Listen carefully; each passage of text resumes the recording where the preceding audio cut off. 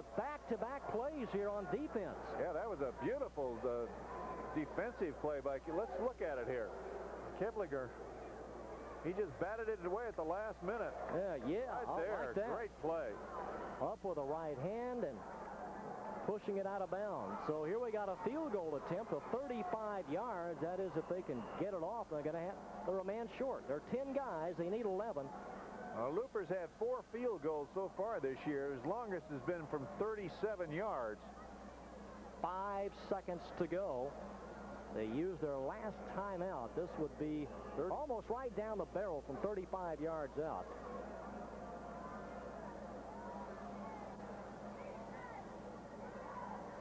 Ron Looper. Strangely enough, they've had 3 different men kick field goals for him this year. Corey Martin kicked one in the first game against Denton for 29 yards, and then Eric Littlejohn kicked one against Trinity, 27 yards in the second game of the year. And Looper started kicking in the 5th game of the year and kicked 2 against Trimble Tech, 1 against Pascal, and 1 against Dunbar. Okay, Ron Looper with a 35-yard field goal attempt right before the end of the first half. Keep in mind now, he's also the backup quarterback. Now Arlington wants a timeout. Let him think about it. 5 seconds left to play. Not a bad call by Mike O'Brien. Well, back in 1970, Arlington jumped out on top early when they beat Western Hills 42-13. That's the only previous meeting, and that's 2 decades ago. My guest this week on the sports scene will talk college basketball, and specifically UTA basketball, with head coach Mark Nixon. The Mavericks will play their first game out in Albuquerque, New Mexico against Dave Bliss. Ron Looper out of the hold of John Western. It's spotted, has the distance, and it's through. That's his 5th successful field goal of the year. 19-3 now as we go to halftime. And there will be no shutout tonight. Last half on top of Western Hills, 19-3. Ken Ferguson using 8 different receivers in the first 24 minutes. Arlington capitalizing on a Western Hills fumble to get their second touchdown. Total yards of offense in the first half. Arlington over 200. Western Hills 68. Ken Ferguson, what a start. 11 of 15. Colts punted once. 3 penetrations, 2 fumbles. Given up by Western Hills. Only 4 first downs, and they did not get their first one until midway in the second quarter. Head coach Mike O'Brien, the Colts have yet to come out. Lined up in the tunnel, and those are the Cougars getting set to run through their banner in the second half. So here come the Arlington Colts on top, 19-3.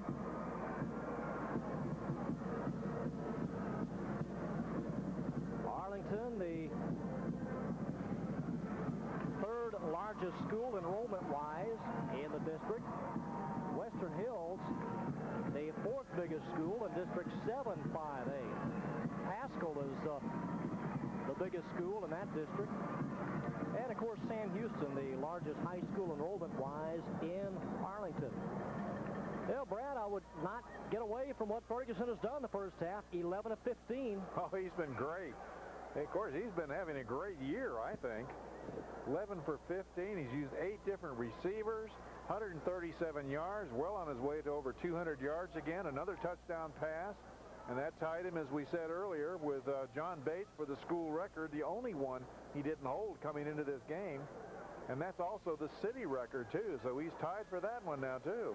139 yards, 1 touchdown, 1 intercept. That year, back in 1970, when Arlington beat Western Hills, they finished 11-1, so that was a good year in 1970. Since 1970, Arlington is 5-7 in the playoffs, but unable to get by round 1 the last 2 years. They got a Todd Bloom injection in the first half. 11 carries, 2 touchdowns, 53 yards. And he needs to do that again in the second half, too. They need to keep keep that open, the middle open, so that it will open up some of those passing lanes for Ken Ferguson. And they've stayed away from the turnovers. It really killed them in the loss to Sam Houston. They committed 5 turnovers in that Sam Houston loss. Here's a leading runner for Western Hills in the first half. Classical Freeman, 7 carries, 28 steps, averaging 4 yards a carry. So he's over 730 for the year. Well, Arlington so far really has been dictating the play and the flow of this game. They've been in control most all the time. The only drive that Western Hills was able to put together at all was right there at the end of the first half, and that's when they got their first downs also.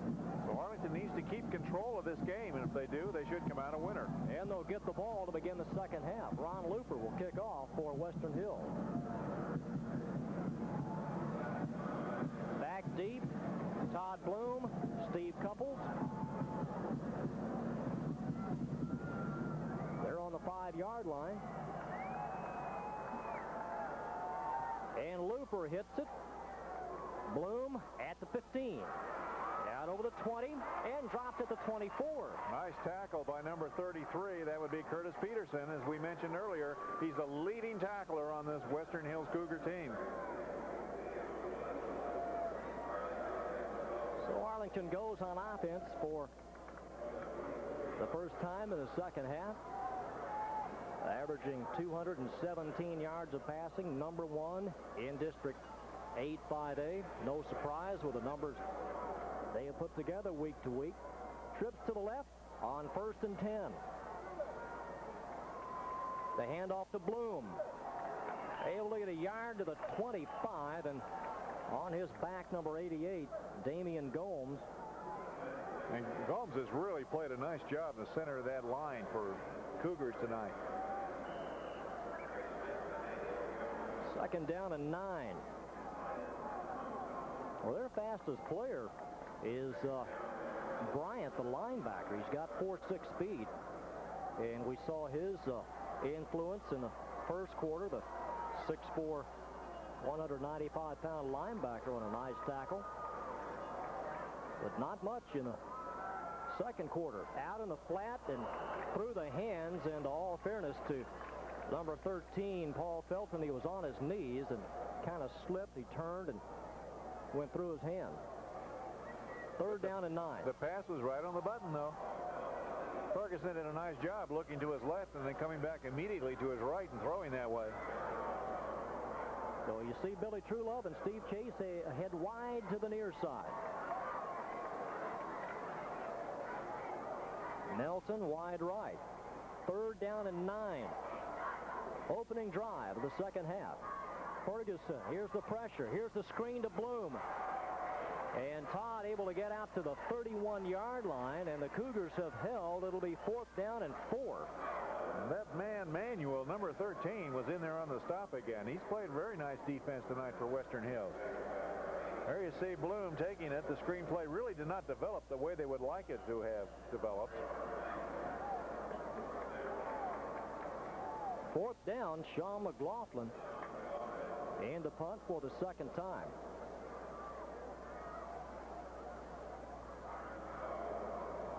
Good pass from center. End over end.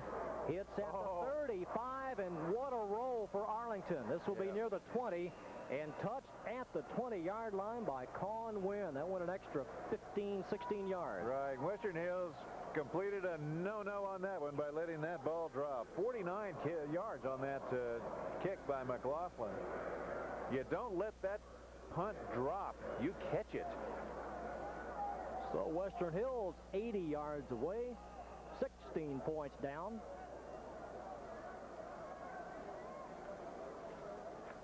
Western Hills in the first half, only 3 first downs. They do not show wishbone on 1st and 10. Tenafree Jackson to Freeman. No hole. No hole at all. Wrapped up by Bodorf and Johnson. Nice play by Johnson, particularly because he had a man in front of him, and he just fought off that blocker and went in for the tackle. Stopped him from no gain. Jay Davern has been a great asset in that linebacking core, and to think that he's only a sophomore, it's hard to believe, because most of them don't develop as linebackers that early. 2nd and 10. In motion, Jesse Haynes. Out to the 25, and maybe to the 26-yard line. And Davern once again in on that one, or Davern rather, also in with Jeff Bodorf, number 16. Freeman, the ball carrier. 3rd down, a little less than 5. And they force Jackson into a situation that he doesn't really want to be in, having to possibly pass. 1st down, number 87 right there, Brian Tabor. Brought down by Con Wynn, but not until they get the 1st down. Good short possession pass, and Tabor, the junior, able to snare it. Tabor been the leading receiver all year. In fact, there's only 2 games that he did not catch a pass. One was against Tyler Lee and one against Southwest. That's pretty good for a team that did not pass that much to begin with. From the 35.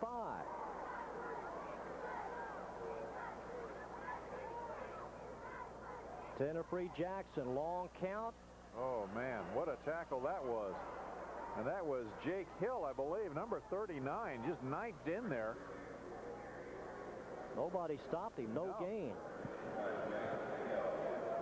Nice play by Jake Hill. Don Lanier, who had a big run at the end of the 1st half, getting taped up the left elbow. Maybe a turf burn or something, getting bandaged.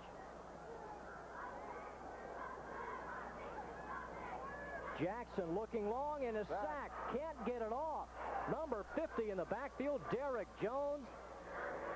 And Jackson had a man open at about the 40-yard line of Arlington, but Derek Jones shut the door. And Jones has several of those sacks this year. He had 14 tackles against Mansfield and grabbed him right around the waist. That's a loss of 4 yards. It's 3rd and 14. That's the 2nd sack of the night for the Colts. Jeff Johnson had the other one. Shores and Crydell head wide left. Freeman throws a block. Here's the pass. Caught. Haynes. Thrown back. Blasted again and swarmed under by a choir of green jersey. And he is still not down. Jesse Haynes on the reception, and Arlington is held. Well, I was impressed with Jesse Haynes when I saw him play against Wyatt, because he did run hard. But my goodness, look at this. It's like a pinball getting bounced around. Right. There's 1, there's 2, there's 3, there's 4. And they finally say forward progress stopped, I guess.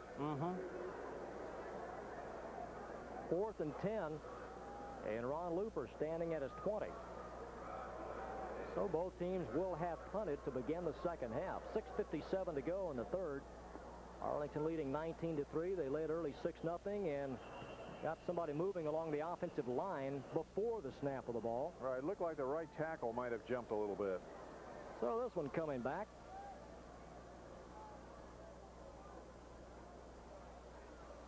Western Hills coming off a 33-0 victory at O.D. Wyatt, a game which saw the Cougars rack up 20 first downs. They got off to a good start against O.D. Wyatt, but that was last week. Penalty yardage will put it on the 30. 4th and 15, and 5 more yards for Looper. Bloom standing at the Arlington 35. See what kind of rush they put on him. Gets a pretty good snap. Not much of a rush. Spiral. Bloom. Fair caught at the 35. Didn't try to run it back. No, pretty good field position. 35 yards on that punt by Looper.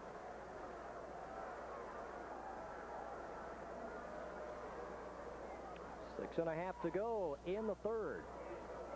By-district playoff football. There are some of the Lamar Viking fans. And the thing about the big school and the small school, they will leapfrog and head right into the area playoff. 19-3, Colts lead it. Here's the toss to Bloom, coming right. Not much there. Couple of yards. Well, they smelled that one. Number 65, Frank Sullivan, was the man there to stop him. You want me to put this away? Is this all right here? It's okay with me if you can stand it. Second down and about 8. Two receivers on either side. Looks like Ferguson might be calling an audible. Yes, he might. Back pedals, looking left. Roten. No, that's Felton. Felton. Paul Felton, number 13. Oh, that's a big play. And a first down to the Cougar 47-yard line. About 16 yards on that one. On a line. Makes it easy to catch when it's right to you.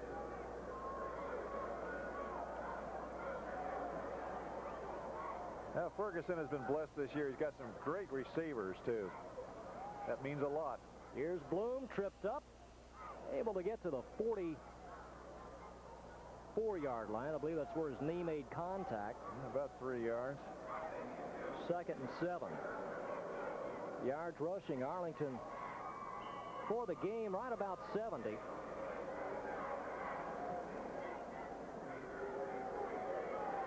Yeah, the rushing yardage has been very close tonight between the two teams. Only 4 yards separating them. It's the passing yardage is just completely different. 140-yard different. The blitz coming. Edmondson able to get out about a couple of yards. Yeah, not much more than that. Edmondson's second catch. Caught a touchdown in the first half. A 7-yarder. Made the score 13-0.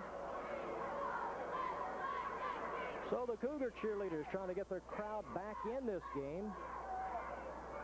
Not much to cheer about in the first half. A 35-yard field goal is all the scoring for Western Hills. Arlington facing a 3rd and 4.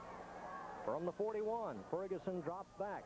Looks over the middle, wide open. Chase, touchdown, Steve Chase. Oh, he was so wide open, it was ridiculous. 41 yards on that one. And Steve Chase has just tied the city record for touchdown passes in one season, 9. Ken Ferguson's second touchdown pass of the game. You'll see how wide open Chase is at the 20. And Steve Chase waltzes into the end zone, his 9th touchdown reception of the year. And that's also the 19th pass for Ken Ferguson, which establishes a new city record. It's 25-3. Kevin Gibbs on with the extra point. Here's Melton. Oh, a 2-point conversion. I don't know if it was planned or not, but it goes to Jay Davern. Now, Jack Melton was the one that threw that, right? He is a quarterback. Right. We'll break with 4:08 to go in the third. It's Arlington 27, Western Hills 3.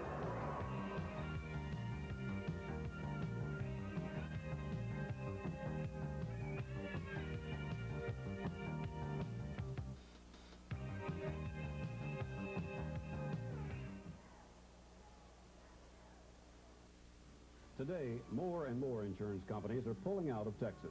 This makes it hard for Texans to get the personal coverage they need. If you're having problems with your auto or homeowner, Western Hills has been drawn and quartered tonight. On the fly, out over the 35, Freeman 45, and out to the 46-yard line. And the first man there to reach him was number 9 again, Neil Zucker. A 21-yard return. Well, John, Ken Ferguson has just also broken another couple of records for the city tonight. Not again. Yeah. He holds all but one record now for school. All the school records. And there's only one that he hasn't gotten for the city record, and that was yards passing in the game. From the 46. Tenafree Jackson Starts a man in motion. That's Ron Hawkins. Hawkins fumbles and able to rake it back in. Boy, Jackson is just offline on his pitches tonight. Something terrible. It's a 9-yard loss. Yeah, he is. He is off. That not close to Hawkins, a sophomore. Almost gave it right back to the Colts.